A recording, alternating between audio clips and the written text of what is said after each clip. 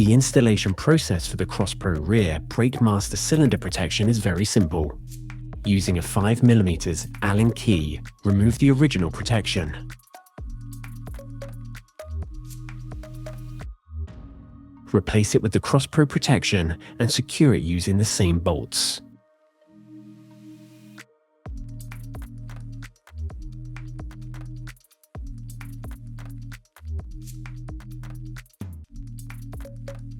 Finish by using a torque wrench set to the torque recommended by the motorcycle manufacturer.